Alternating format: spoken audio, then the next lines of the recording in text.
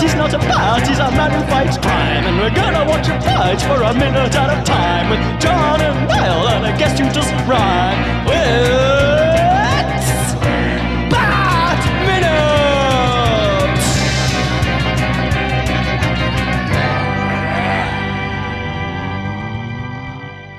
Hello everyone, and welcome once again to Bat Minutes and Robin, the podcast where we speed down and plow face first into each minute of Joel Schumacher's Batman and Robin, 1 minute at a time. I am one of the hosts, Niall McGowan.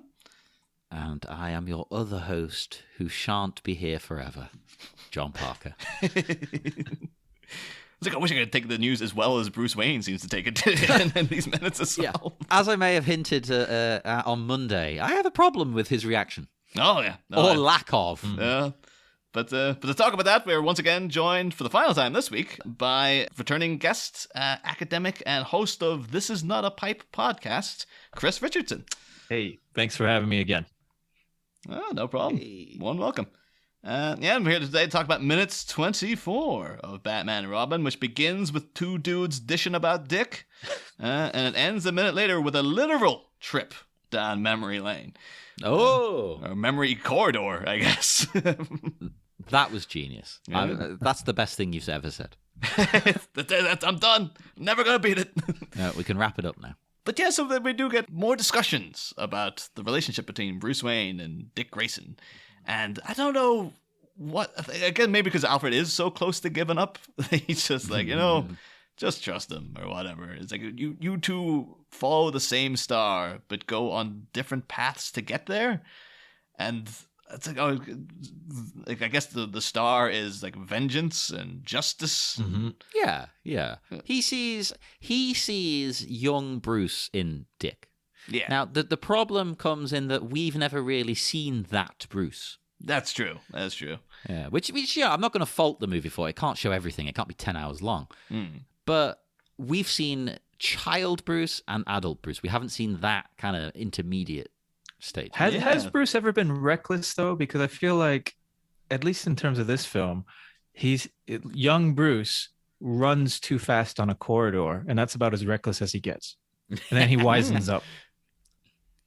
Yeah, it's a good question. I suppose you could say, if we take the origin of Batman, from like the Nolan films or the comics and things, where he goes abroad and studies martial arts. If we imagine that, that's pretty crazy. And you could consider that reckless, I guess. It's bonkers. Well, it's very disciplined, right? Like you don't see Chris O'Donnell doing that, like going off and studying meditation, martial arts from the masters everywhere. He just he's ready to jump in. Well, that's why I think there must be like a middle stage for Bruce. There must be a bit where he is like that, and he gets over it by doing those things. That's the only thing I can think, because then it would work.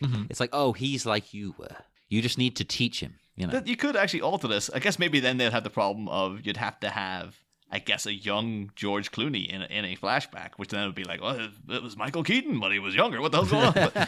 But yeah, you could have had a scene where it kind of ties everything in together in that Bruce, instead of remembering, within this minute, we see, little boy Bruce clattering, in a corridor as he's running too fast. But maybe have Bruce remember, like, his first night out as Batman, or, even pre-Batman when he's kind of getting in training. And it goes wrong. Yeah, it comes back. Maybe Alfred's having to, like, stitch up his, like, a really bad wound in his arm, and it's because Bruce has been reckless. And Alfred was there to kind of guide him along and gives him some advice. Yeah. And then he's seeing, not only are you getting like, this guy's been here for me the whole time. Like, me and Alfred, we're tight. It also is, I was like that guy. Yeah, year one would be perfect for that. Like going back to some of the ideas in year one, right? Yeah. It would, absolutely. Yeah. I do wish we got something like that here. This scene with the little kid, it's nice, it's cute, it's sweet, but it doesn't do a lot for the plot and the characters. No. What you're saying would work a lot better. Yeah. I do like Bruce turn around the corner and just like, holy crap, there's ghosts in the mansion. It's The Shining. Yeah. He just like looks at this very calmly, and he's just like, oh, it's like a little boy Bruce falling down that corridor, and then it cuts to like Michael Keaton teenage Bruce running and falling down that corridor, and Alfred comes out, but he's like dressed as a hippie. And next is like college student Bruce, but it's like Alfred's dressed as like a disco or punk outfit or something. Oh, that would punk be a Alfred. great Yes, montage. hell yeah, let's do it. And then Bruce is just like, Alfred, destroy this corridor. It's a goddamn Stop death trap. cleaning the corridor floors.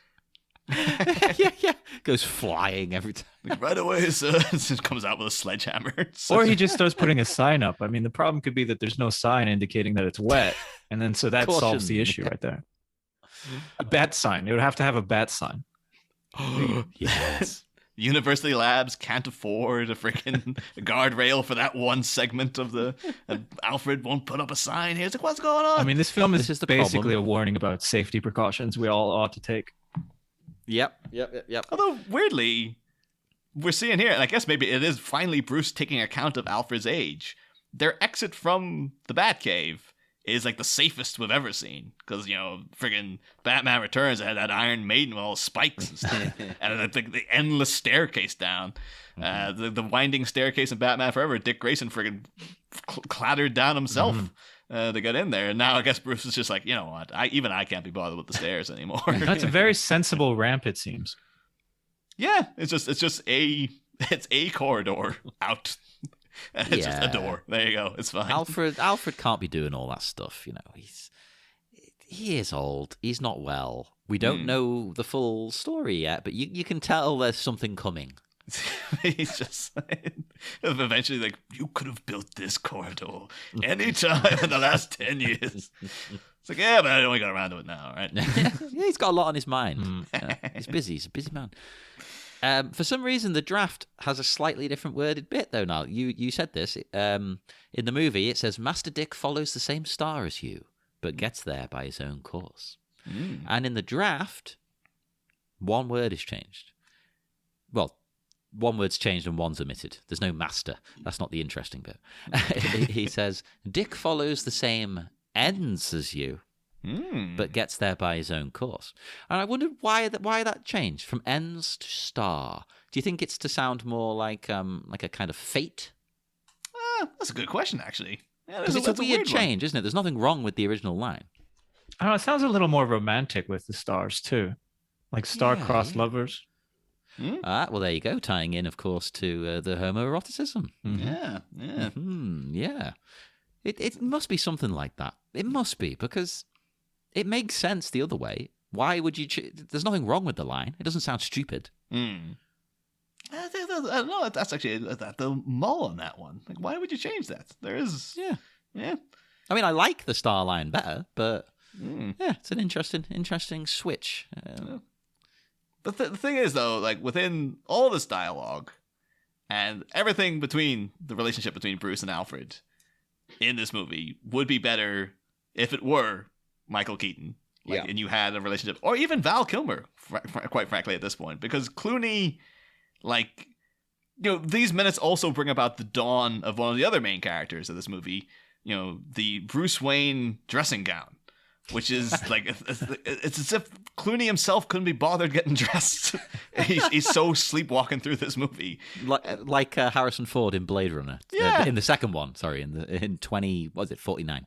But it could legitimately be that, you know, George Clooney, to be fair to him, he was working 7-day weeks here for a couple of months because he was doing ER and this movie at the same time. So it could be that Joel Schumacher's just such a nice guy. He's like, you know what? You don't have to get dressed. Just you know, he's literally coming in his pajamas and a dressing gown. He's like, that's all. When you're not in the bat suit, that's all you have to wear. Don't worry about it. Well, and again, that goes back to the earlier comics, right? Where he was always in a dressing gown. That was one of Frederick Wortham's complaints, is that he's too effeminate at home. And so this ties into that earlier history too. It should have been Frederick Wortham silk. just like, you have to be wearing a tweed suit with this button right to the top at all times. It's like, if you can't relax at home, where can you relax? Yeah. Well, in the past, you know, people didn't even in the home relax, did they? In like the 40s and stuff, you wouldn't have, you didn't dress down. You would still have your suit on in the house. So I like this though. Bruce, you know, he's chilling out. It's probably still expensive. It's probably Armani. Oh yeah. Oh, you know, it's a you know, it's just a plain black dressing gown, but you know, it costs more than like your house. This thing. Yeah.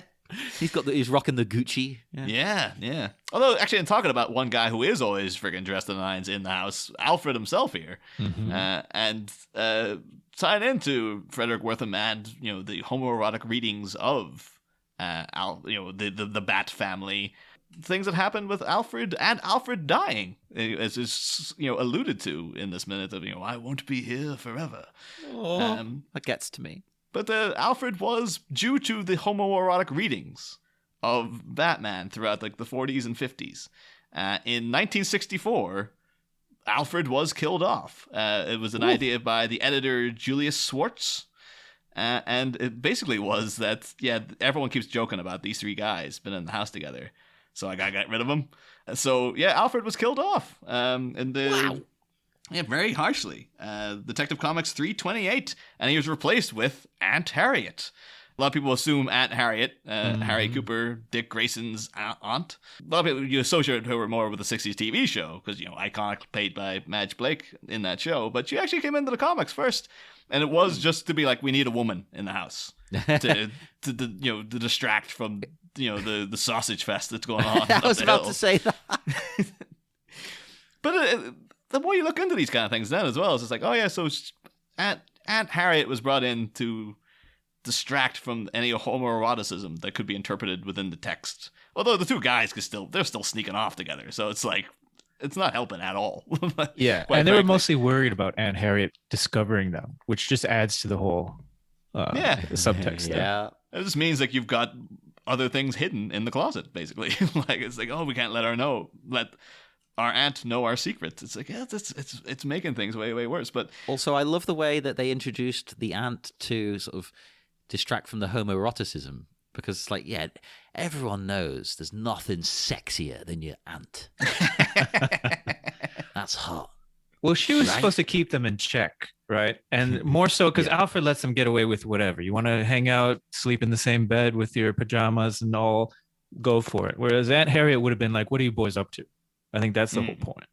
Mm-hmm. But, there's one comic that I actually talk about in my book where Harriet finds an entrance to the Bat Cave and, gets all worried and everything. The two find out, Bruce and Dick, and then they kind of like plaster over it because it's a closet, and they plaster over it, and then they bring her back and they say, no, it's just a closet. You must have been imagining it. And then they kind of look at each other like, haha, we got her. It's just a closet, nothing to it's only a closet, but I just love how it's a closet. A lot of these things are like they and many Batman writers passionately deny that there was any intention behind these things, like Alan Grant and Frank Miller and whatnot, going no, that's not there at all, or it was never. You can read it that way, but that's not the intention. And then you get friggin' Grant Morrison coming out and being like, the character is inherently gay. Everything about Batman is homoerotic through and through. But it is a lot of these things where like Joel Schumacher, does he know what he's doing or does he not know what he's doing? He knows what he's doing. You think 100% he's aware of this? Because everything, even about like the fact they bring in Aunt Harriet, who's Dick Grayson's aunt, to detract from homoeroticism. And then the same kind of idea would be used with the character of Batgirl being brought into the 60s TV show to like, you gotta get a young girl in here as well to, make it less about these two dudes. And then in this movie, you have Batgirl adapted into Alfred's niece in the same way that Aunt Harriet was, Dick Grayson was the nephew to Aunt Harriet. Batgirl is now Alfred's niece. And now she's coming in to serve the same purpose and stuff. It's like, you just wonder if Akiva Goldsman and Joel Schumacher kind of knew the lore and the sort of associations around these things. Or was it, Well, they definitely knew. And that's one of the issues that I think hurts the film in a sense, is because if you look at the 40s stories, and later with the closet and things like this and all of these little innuendos, they do seem pretty innocent in a sense, right? Like the writers... I guess the discourse of the closet, for example, wasn't so prominent when when this plot was written in the comic. But now, I mean, you can't talk about Batman coming out of a closet without knowing what that means, right? And so Schumacher puts in all of these winks. I mean, and like, I mean, there's so many scenes, but when they're putting on the suits and you get the close-ups of the crotch and all of that, the emphasis on body parts and stuff, it's not subtle. I mean, and then it's just confusing too, because is this for 12-year-old boys, or is it for like older men, or is it for women who are into Chris O'Donnell or something? Like it's confusing in a way that doesn't, it's confusing, but it's not nuanced like the earlier ones. Like the earlier ones were so simple, which gives them all these nuanced readings because it's interesting to like look for hidden moments, whereas here all the hidden moments are like in your face and you're just there's no satisfaction, I feel like. Yeah. That's just so many things in this movie in particular as well, where you get like inherent, homo or things associated with the LGBTQ culture. Like, I know, John, you referenced, Poison Ivy is essentially Uma Thurman's playing her as a drag queen. She is 100% a drag queen. And then Poison Ivy herself, weirdly as a character, appropriate enough, I guess, it will become an openly bisexual character later on down the line and stuff. And but what would you have any reading of this movie's story, Chris? In that, like, the enemy is like almost staunchly heterosexual, and the fact, like, Mr. Freeze's whole thing is to save his marriage in a way, and it's these two guys with their very homoerotic lifestyles, sort of looking to battling against them and whatnot, or. But do you think there's anything there, or is it just like, and Poison Ivy obviously using her sexuality against these two guys as well? It's like, it seems like it's ripe for the picking, really. Mm-hmm. It is, and but to me, I think that's one of the failures, sort of this film, is that when things are hidden, and there's so much written on this. I won't get into the academic stuff, but the idea is like there's all these popular films, especially in classic Hollywood, which are just ripe for nuanced readings, because you can look at these details and realize, okay, this might be what they're hinting at here. Whereas Joel Schumacher makes it so obvious that this is sort of a gay plot, but twisted with a few heteronormative things like Uma Thurman being sexy. But then is she like, heteronormative or not? Because if she's a drag queen, then that just adds to the whole thing. And then does anybody for a second believe that Chris O'Donnell is really attracted to her? Because that's the thing that gets me too, is that they seem to be squabbling a little bit, and Batman's like, you were just staring at Uma Thurman or Poison Ivy. You got to get your head on straight. But then does anyone for a second really think that the Chris O'Donnell character is in love with Uma Thurman, as opposed to all of the pageantry and everything going on here? And then when he says stuff like chicks dig the car, you don't care about chicks. Come on. That's not a line you would say. If you cared about chicks. Yeah, you don't. I mean, maybe like a teenage boy would say that thinking he's cool, but no like straight guy says, you know what, I'm gonna get something for the chicks. Even in the 90s. Even in the 90s. God, I hope not. Anyway, Jesus Christ. So I think the problem is that I don't think that I sound like Seinfeld now. There's nothing wrong with that. I think there's a place for, the queer readings. I enjoy looking at these images or at these ideas and thinking like, what does that really mean? Or what might they be hinting at? But when they're just kind of thrown in your face, it's not so interesting.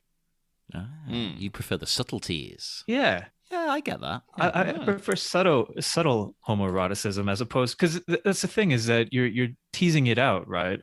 I was just listening to Chuck Palahniuk. I don't know if you guys know him. He wrote Fight Club. Yeah. He's, one of my favorite, great writer, definitely one of my favorites living right now, producing stuff. But he's talking about his process, and he says something like, you have to kind of tease out the tension. Can you imagine if Jenna Jameson or, what's his name from the Mike movie? Channing Tatum. Yeah. If one of them just comes out, takes off all their clothes right away and like shines a camera into their private parts and says like, this is my junk. Like, Yeah. nobody would feel satisfied, which is why you need the striptease, right? You need to slowly remove the clothes or what have you. You need to like, yeah, make that tension last. Whereas, so that's what I think is wrong. Is not wrong, but just not as appealing. It's just like, they're just showing their junk right away. They're just saying like, this is all the gay subtext that you've been hearing about. It's here in the film, and so there's nothing to uncover. There's nothing to wait for. You're wanting the Catwoman licking Batman's face, and that's as far as it goes. You know, like instead of her just like, all right, let's just rip off the goddamn rubber and get into this. Yeah. I can see why. Yeah, definitely. Yeah, I mean, I appreciate the different approach this takes, but yeah, maybe it would have been better that way. Maybe people would have connected with it more. I don't know. I think it would have been sexier in a LGBTQ way, sexier maybe in a hetero way too. I think, again, it's kind of like a 12-year-old boy is writing about this and not sure about his sexuality, and so it's kind of like, you're past a little bit of that stage where it's like, oh, I don't like girls or whatever, but you're not quite at the stage where it's like, yes, I want to be sexually active, and it's just this weird middle ground that doesn't work for anyone. I feel like that's what's going on with the Joel Schumacher films. Yeah, it's very they have an adolescent feel. Although actually, the thing we're asking this season as well, Chris, is that because Batman and Robin is wildly regarded in the general populace as being one of the worst movies ever made. Do you have a something that you think is like the worst film you've ever seen, or is it Batman and Robin? Well, yeah, it would be hard to find a worse film that was taken seriously in the sense of like Hollywood spending so much money, expecting so much in return. I don't know if I can think of a worse film that was taken seriously by studios and things.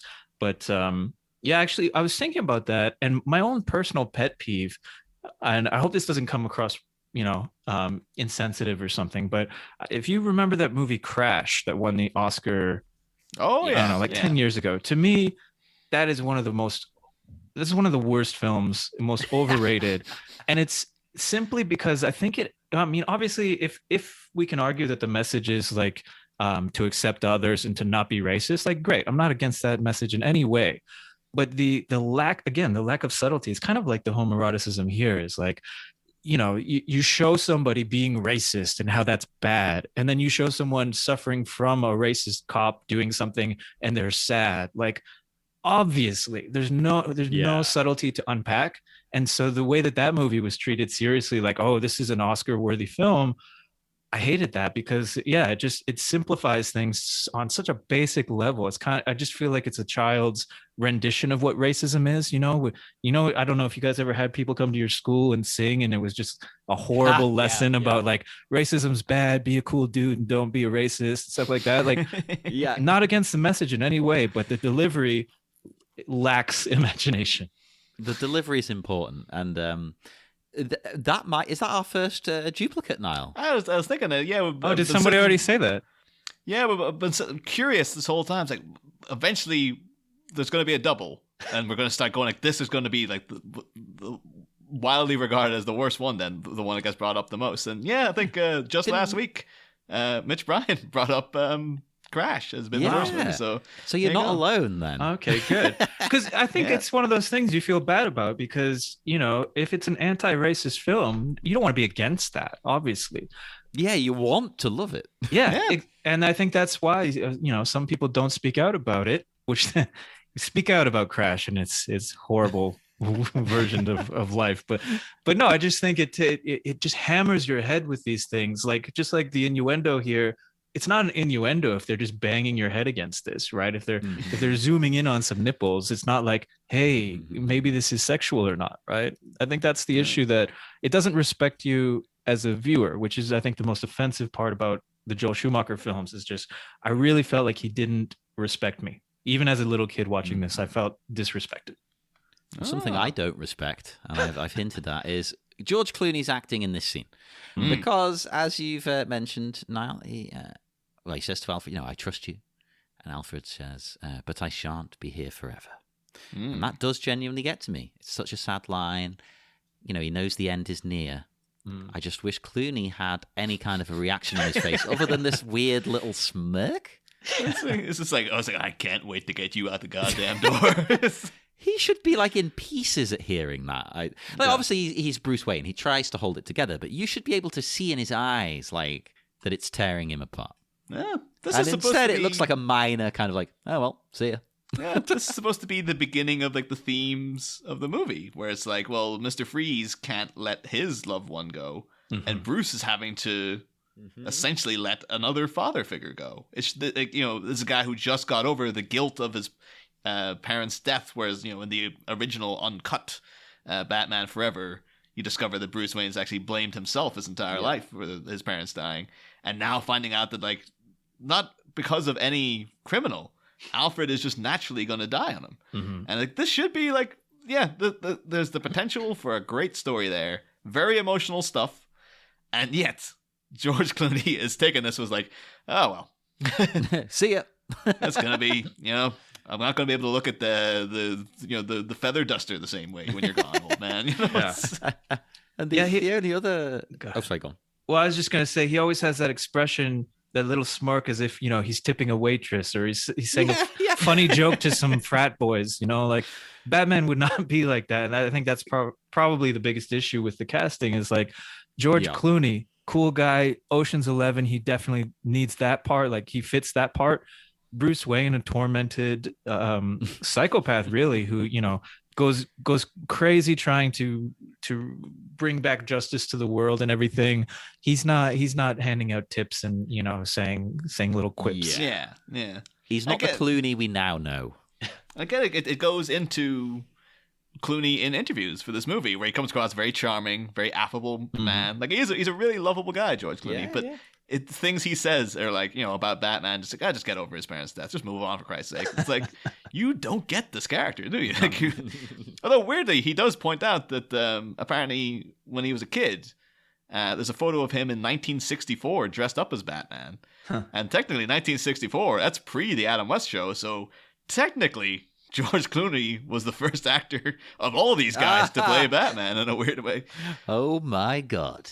So maybe he'd come back and it's like, ever since I was a child, I know that the character's supposed to be this way, and all you idiots went and messed them up. I've been in this fight since I was 5 years old. And the only other note I've got is that we get Alfred saying, "You must learn to trust him, for that is the nature of family." And I thought, like, is it? That's the ideal family. But how many operate that way? Then again, to defend it, this is a chosen family, which is quite a queer kind of concept anyway, which all involved have more control of, you know, so it kind of makes sense in that way. Like, you pick these people. Yeah. And that is the most Batman thing too, I think, right? Like, if you think about the character in all the comics, one of his main issues is trust. He doesn't trust anybody. He has plans to stop Superman. He has plans to stop any hero he comes encounter with. Like, there's no trust in Batman. So that's the closest I think the Clooney character gets.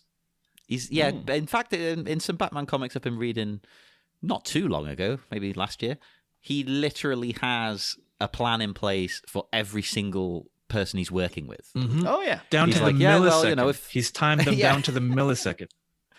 If Superman turns evil, well, this is what I'm going to do to him. That's the thing I actually end up hitting up against with. Like, I don't like that infallible Batman. I like the idea. Oh, he's always got a plan. He's always got contingencies. But the comics are taking it to a ridiculous degree now, where it's just like, you know, you never feel worried for the guy because, like, oh, you know, he's gonna get out of it. It's bad. He had that planned years in advance. Yeah, it's true. Like, one of the big ones is one of the best, you know, stories that in recent years, like about 10 years old now, is like, you know, the whole Court of Owls thing. And there's a prolonged period where Bruce is trapped underneath the city by the Court of Owls. And he's like, it's, you know, they've trapped him there in a maze, basically. And he's gonna die there. And you see him physically falling apart. And it looks like, oh, this guy's on his last legs. Like, he's never getting out of here. He's gonna go insane. And it turns out, like, actually what he's been doing the whole time is accumulating this material that he can use to blow a hole in the wall. And he knew he was doing it from the word go. It's just like, oh, so he was never close to breaking. He always knew how he was going to get out of here. Although he does seem to give up, actually, you know, in the Scott Snyder version, like that one, and as well as in the Tom King one, when he starts to take over the stories in the comics, there's this moment where Batman accepts his death, right? Like it looks like he's going to drown there near the end of the Court of Owls until I think, is it Alfred that takes him or something? But he seems to accept that he's going to drown. And then in the Tom King, he accepts that he's going to like die on this plane or on this, like saving this airship or something. And that we see a vulnerable Batman like give up for a split second. But he's not going to like do a little smirk and then crack a little joke though. And that's the issue too. Yeah, it is. As much as I've tried to defend Clooney throughout this so far, I can't defend this. No. There's no defending it. It's like he's not even trying. He's just being George Clooney. It's like, yeah, we get it. You're charismatic. Like, act. God damn it, act. Yeah, that's it. It's, it is weird because it's like at this point in the director's commentary, Schumacher actively says, "Yeah, Val Kilmer is the best Batman that's ever been on screen." As he's talking about George Clooney, he's just like, "Yeah, Val was fantastic," but George brings a kind of warmth to the character as well. They're like, "All right," because he can see the writing on the wall. Although I don't know if it's true. I thought Schumacher didn't want to work with Kilmer the second time.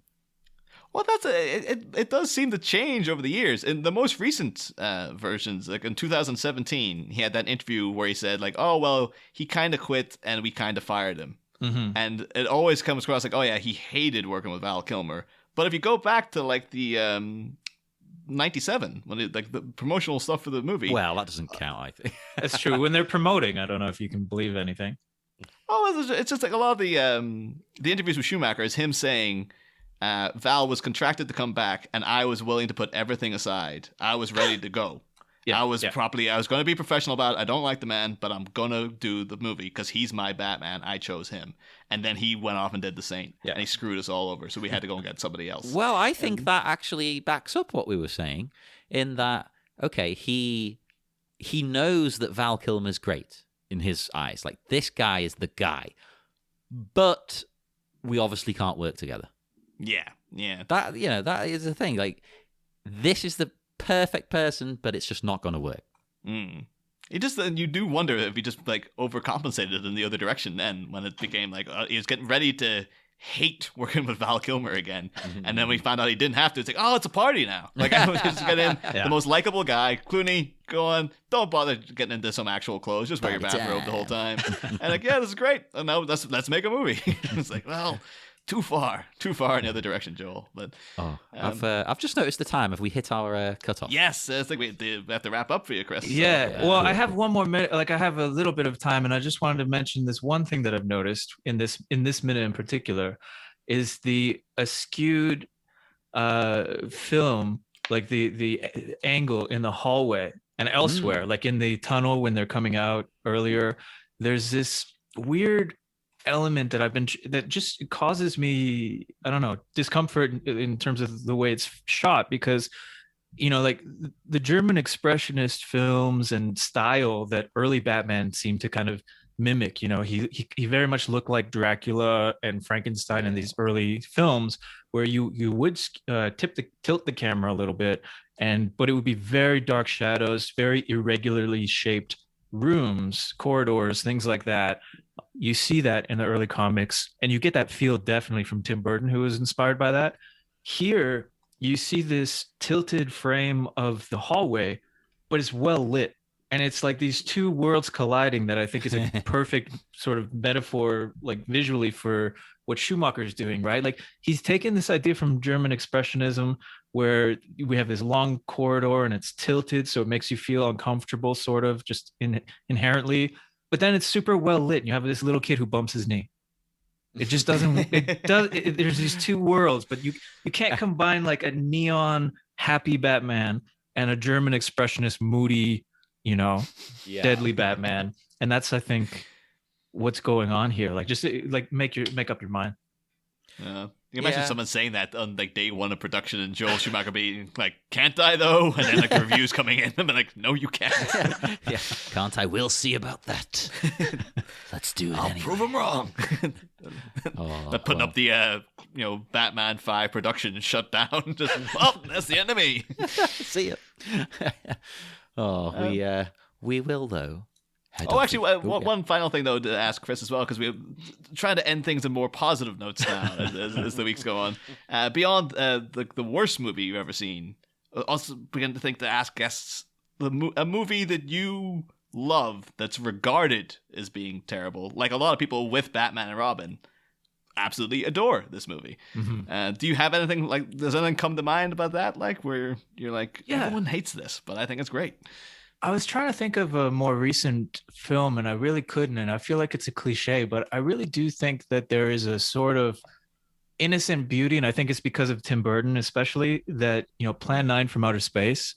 If you look back at that original film, it comes up so much. I mean, I remember Fox Mulder loves this film apparently in the X-Files. Everywhere you look, if you really look at cult films, this film comes up, and I do think it can be pleasurable to watch it under certain circumstances, right? Like you really can't take it too seriously, but it can be a pleasurable experience just to watch this film. And I think especially after Ed Wood, I think, was it after Batman or before? I think it was after Batman that Tim Burton made Ed Wood. Yeah. And so then you get even more sort of background about this film, and you I don't know. To me, I just loved it more. So I like Ed Wood. I think that's a really underrated film, actually. But I think watching Plan 9 is a great experience if you're in the right mood. Yeah, because I know it's technically bad, but it's just so enjoyable. Yeah. It's not bad to the point where you're just like, oh, God, no, I can't go on. Turn it off. You have a good time watching it. I was just say, I've become fascinated now because I've recently read an article about Vampira and some of her exploits. Like, apparently she was having a relationship with Orson Welles for a while. And then he used to take her up to, like, before she was Vampira, like when she was just, lady about Hollywood. And he used to take her up to this one house. And then at one point, like, he just abruptly, I think then he got together with Rita Hayworth, like a week after they'd been together, and announced he was marrying Rita Hayworth in the press. And so she went up to this house to see, like, I'll have to track down Orson. And this guy opened the door going, like, Orson Welles, I never heard of him. What are you talking about? Slammed the door in her face. And then after a while, she went into town and saw a big movie poster with Joseph Cotton on it. And she's like, that's the guy. That's the guy who told me you'd never heard of Orson Welles. It's like, those two fucking guys made Citizen Kane together. Oh, that's bad. Jesus. Yeah. She also claims that she had a relationship with Elvis before he became a man, apparently.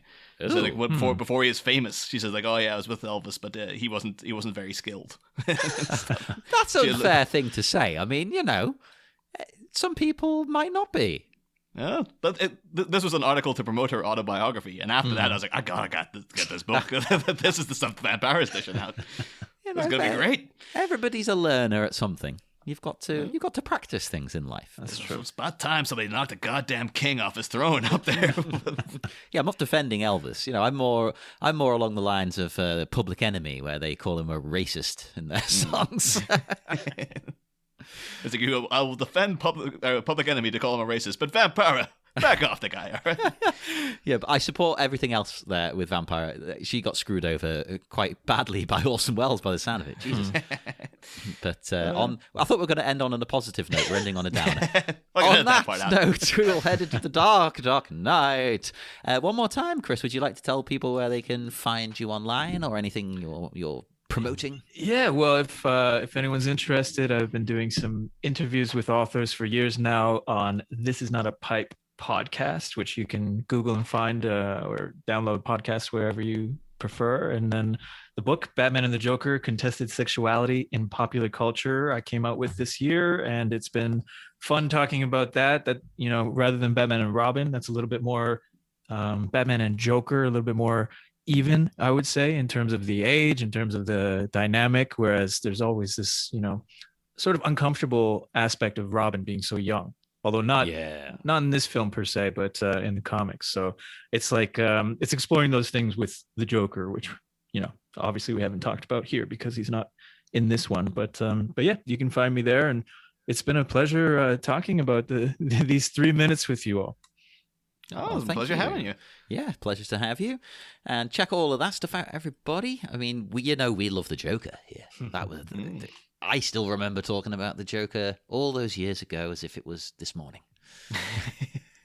What a great season. Go and listen to that season after we're done with this one, people. Maybe, years down the line when we're covering other movies, the Joker, he might just pop up again. Oh, maybe. And come and speak to us. Facebook, Twitter, Instagram, all that nonsense. Just put in Bat Minute. We'll pop up. Check out our website, thebatminute.com. And, I don't know, look us up on TeePublic, Sleepy Charlie Media, Bat Minute, whatever. You can put either of those in. And buy a t-shirt, buy a mug, buy a face mask, buy a pillow. You can get a print. You can get Niall's artwork on a giant canvas if you want. Even Niall hasn't got that. No. And we will see you again on Monday for more Bat Minute and Robin. Next time, an efflorescent resurrection. The deal is sealed on a super soldier sale, with the baneful bounty to be betrothed via overnight mail. An insidious seller keeps his budding bidder on the line, but will the wily woodrew wind up, hung up, on a revived vixen enveloped in vines? Next week sees the dawn of the Dame of the Triffids. Same Bat Pod, different Bat Minutes. We'll be back. Arr.